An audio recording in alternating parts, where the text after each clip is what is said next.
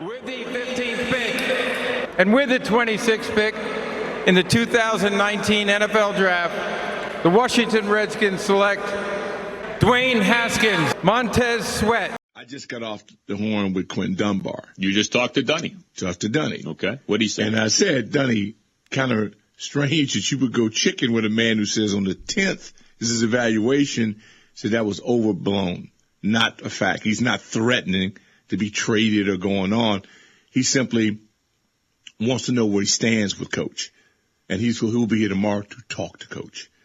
And they had a good chat. And so what Ron is doing now, it's almost like people weren't listening to him. He said February the 10th, we want to get this thing going. It's not like you don't finish it on the 10th. You get it started. You start evaluating things. He's now reached out. He's talked to Trent. And he's talked to Dunny.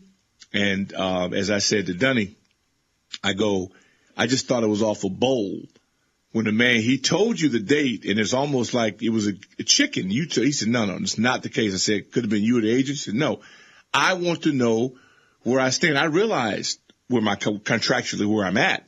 I just want to know, am I one of the core guys? Am I in the plan? So is he requesting to be traded or released? No, or he's not? Not at all. He's not requesting to talk to Coach to find out. I just want to know, what do you guys think of me? So they're talking tomorrow, you said? According to Dunny, yes. Okay, so we got some news here to chew on. Welcome, all my fellow Redskin brethren and sister. I am your man and resident Redskins fan, Luke. Thank you for joining me here on the Redskins Report. So, as you just heard from the illustrious Doc Walker, that Quentin Dunbar pretty much isn't demanding a trade. He isn't pretty much going out and forcing his way out of Washington. Now, Dunny, I think, and we talked about this yesterday, and remember I kind of led off by saying, look, these situations are very fluid. It's the reason why a lot of times I don't like jumping out to conclusions and jumping out in front of a story and trying to be first, because a lot of times these things change. And I said, we're very early in the offseason. Give this thing some time to breathe, and we'll find out if he, in fact, really doesn't want to be here. And I also told you that I don't know Quentin Dunbar, but I surmise that he actually wants to be here.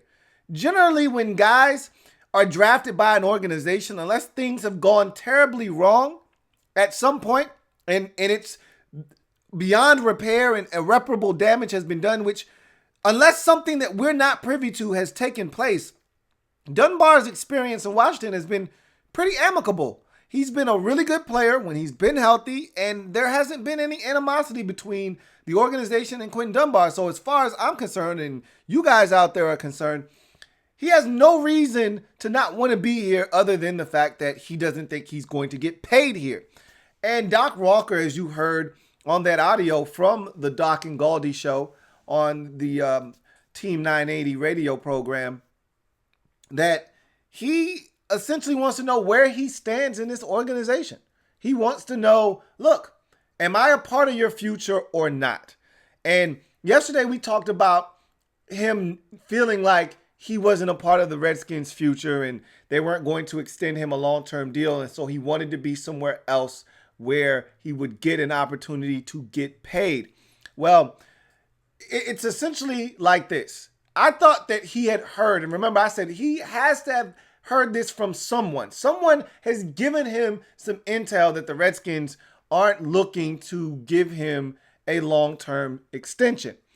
Well, it was simply a lack of communication. He didn't hear from the organization. In typical situations like this, where a guy's on the last year of his deal, he's looking to get paid, he wants to be back with the organization, a lot of times the organization will reach out to that player or his agent, and they will touch bases, make contact, and say, hey, look, we got a lot of things going on this offseason, but your client, or in the case of Dunny, hey, you're one of those priorities. You're one of those guys we want to take care of this offseason. And so we're working diligently to try to get you a deal, to try to put together a contract that makes sense for both of us. And so we don't want you sitting out there waiting in limbo, not knowing what's going on. Normally the team reaches out and says something like that to the agent or the player or the player. That didn't happen in this particular instance. And really, Ron Rivera hasn't said anything to anyone. If you continue to listen to this interview, and I decided not to play the whole clip. It was about a 6-minute clip. I decided to just give you what you needed to hear. But if you continue to listen to that 6-minute clip, they also talk about how, Ron Rivera had made this February 10th mandate of when he was going to really get down to business, when he was going to start the process of, really starting to get into the roster and get to some of these players and reach out to some guys. Why this hasn't been done already, I don't know. I don't know why this self-imposed February 10th date was floating out there and why he decided to throw this out there, but that was the number. That was the arbitrary date that he gave out. Whatever the case may be, he hadn't talked to Trent yet. Well, he talked to him on February the 10th. He hadn't talked to Dunny yet. Well, he talked to him on February the 12th. So he said he was going to start to touch bases with everyone and start to kind of get into the nitty gritty of this roster and some of the offseason minutia on February the 10th. And it felt like Dunny felt like it wasn't moving fast enough for him. He hadn't heard anything. He felt like he wasn't in the know, and he wanted to know, hey, am I a part of the future or not? And so there was some conversation between Dunny and Ron Rivera. As you heard on the audio clip, Rivera wants Dunny to come in. Dunny's going to come in. They're going to converse, and you're probably going to know a lot more about this situation on Thursday. I think we're going to find out. I don't know if closure will be brought to this situation on Thursday, but we will know more about this situation hopefully by Thursday. Whatever the case may be, let me say something right now. Dunny did say that he wanted to be traded. He did look, John Keim and JP Finley and Kareem Copeland, these are all trusted sources within the Redskin beat reporting community. These guys aren't going to just throw this thing out there if Dunny hadn't said this. So he told someone this, whether it was him or his agent, this was floated out there. I think it was a source of frustration for him that the Redskins had not reached out to him. Whatever the case may be, all right, the fact of the matter is he's walked those comments back. I think he realized also that he caught a lot of flack from the Redskins fans. I don't know if he even cares about that. He shouldn't. But there are a lot of irate Redskins fans. He doesn't want to be here. Get rid of him. And I kind of tried to get you guys to guard against that. I said, look, don't jump to conclusions. Don't jump down this man's throat. You got to look at it from his perspective. And also, I think he wants to be here. I just think he felt slighted. He needed to hear something from the organization, and he had it. So he felt like, well, they must not want me. All right. In life, we all want to be wanted. And in this particular case, he felt like he wasn't wanted. It's a new regime. No one reached out to tell him, hey, you're in our future plans and we're trying to get something done. Hang tight. We're going to get with you. No, he hadn't heard anything. So sometimes no news is good news. In this case, no news wasn't good news. And fortunately for everyone involved, as of right now, cooler heads have prevailed. There was dialogue, and a lot of times when things like this happen, it's usually a breakdown in communication. That's exactly what it was. Now they're communicating. We'll see what comes of this situation. I want Dunny here, as I told you yesterday. I read through a lot of your comments, and there were some intriguing ones. One in particular that I wanted to read, which also sparked this video in addition to the biggest news of the day, which is Dunny walking back the comments saying, look, I'm not demanding a trade. I got to do what's best for me in terms of not showing up to OTAs. If I don't get the deal, if they don't tell me something that I want to hear. However, I'm not demanding a trade. I'm not demanding a release from the organization. And so let me read you this comment. And I told you I read all the comments, guys. And I am very grateful for all of you leaving comments because I enjoy hearing your opinions. Whether I agree with them or not, I enjoy hearing from each and every single one of you guys and gals out there that watch the show and have an opinion. That's why this platform is here for everyone to be able to voice their opinions. And this one is from my man, Derek B. who writes, Dunny is the best corner we have on the roster. Dunny also has never played 16 games in any season of his 5-year career. Dunny has only started 25 of a possible 80 games over the last 5 years. Dunny needs to buy into this regime and show me more. Jordan Reed was my last leap of faith. Breeland is a superior corner, and he only got 1 year, $5 million to play for a Super Bowl champion. Redskins will do nothing. He has a contract, and Dunny will show up for mandatory training camp or not get paid at all. So let's dissect this quickly and get out of here. And I'll give you my scenario I want to pose to you, and then we'll get out of here. So he said Dunny has never started 16 games in his career. He's right. Dunny has never started 16 games in his career. Has he played in all 16? There's a possibility that that has taken place, but he's never started because just as of 3 years ago, Dunny actually got the nod to become the starting cornerback of the Washington Redskins full time. So he wouldn't have been in a position to start in the first couple of years of his career. Remember, he was just making the switch from wide receiver to cornerback, and he made this team as a gunner on special teams first. So he wasn't going to be starting his first 2 years in the league. However, after that, in his third year, that's when he got an opportunity to start. Breeland was no longer here. He got an opportunity, and he has really made the most of that opportunity when he has been healthy. But he also says Dunny has only started 25 of a possible 80 games. That's not an accurate depiction of his situation. Once again, Dunny wasn't the starter in his first 2 seasons. So he wasn't really given an opportunity to be the guy because there was Bashaud Breeland and there was Josh Norman. So I don't really feel like that's an accurate situation. And there was D'Angelo Hall before that. And so it wasn't a situation in which he was being asked to start. However, the last 3 seasons, he has been in a position to get some snaps as the starter. And so if you wanted to go off of that number out of a possible, I think it was 48 games, I think he's only participated in 14, 7 and 11. So that's 25, 32 out of a possible 48. So you're talking about him missing a third of those games that he could have started in. So that's not a good look for Dunny there. But he also says Jordan Reed is the last leap of faith that he had.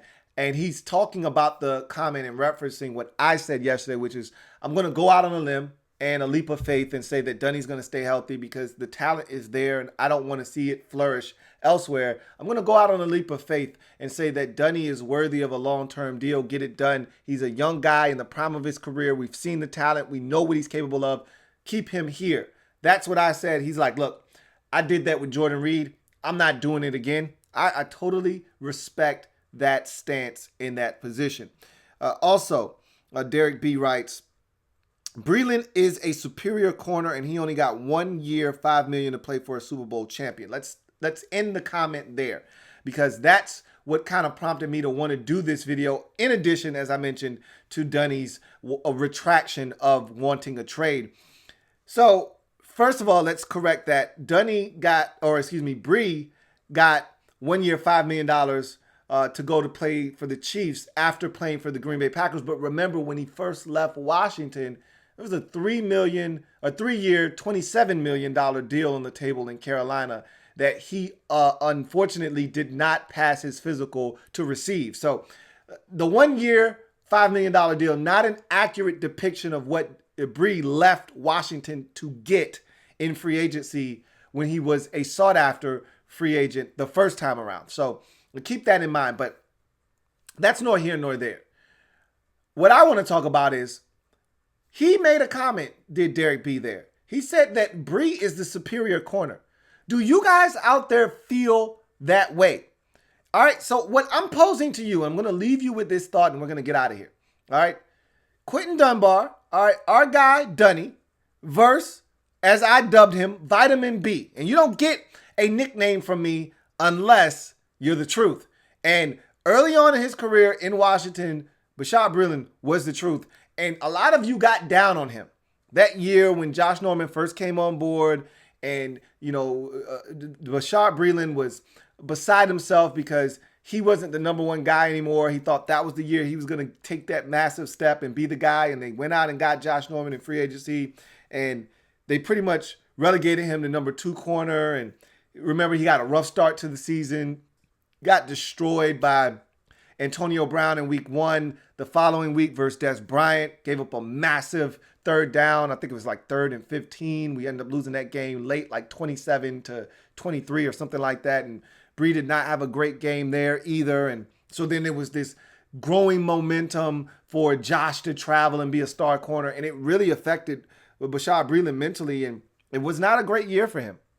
And there was turmoil in the locker room. And as you remember, he did not leave Washington on good terms. Right? They didn't want him here. He didn't want to be here. And he was ultimately gone from this football team. I wanted him here. I thought he was a good football player. And I just thought he lost his confidence for a brief second. And it's not like Josh Norman, where I talked about Norman losing his confidence. Norman not only has lost his confidence, he's also lost a step. All right.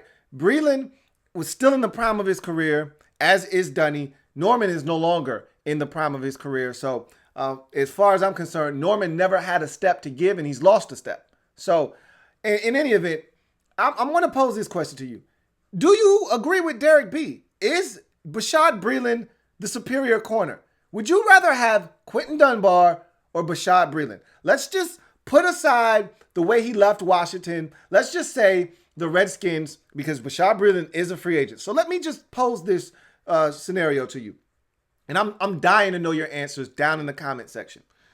Let's say the Redskins are willing to offer both of these guys an equal contract, and both are willing to agree to it. Which would you prefer to have? Let's say the Redskins say, hey, we got a 4-year, $45 million contract here for either one of you guys. Which would you want the Redskins to sign? Quentin Dunbar or Bashard Breeland? Which of these guys to you is better? I don't think that clearly Bashard Breeland is the best corner. All right. I actually think that Dunbar is the better of the 2 corners, if you want my honest opinion. Which would you take? Leave it down in the comment section. I'm dying to see what you guys have to say on this one. In any event, remember, I am a Redskins fan, etched in burgundy and gold. My Redskins spirit will never die. Redskins spirit will never fold until we meet again. Hail to our beloved Washington Redskins. This has been such a juicy topic this week that I think it's a topic that we have to talk about on Thursday. So I think we'll go live on Thursday. If anything changes, if I'm not able to go live, you will know well in advance. But right now, let's set it for 8:30 Thursday live show. And if anything changes, time or the availability of me being able to do it, I will notify you guys well in advance. But right now, let's set it for Thursday night, 8:30 p. Eastern time zone. And look forward to chopping it up with you guys live as we talk about this situation, Trent Williams, what Doug Williams had to say, and everything else under the sun, Washington Redskins. Looking forward to chopping it up with you guys, and also looking forward to reading your comments in the comment section of this and future videos. Make sure you leave a like and you subscribe to the Louie T Network if you haven't already done so. I'm your man, Louie T, signing off. Until next time, you guys have a good one. Louie T Network.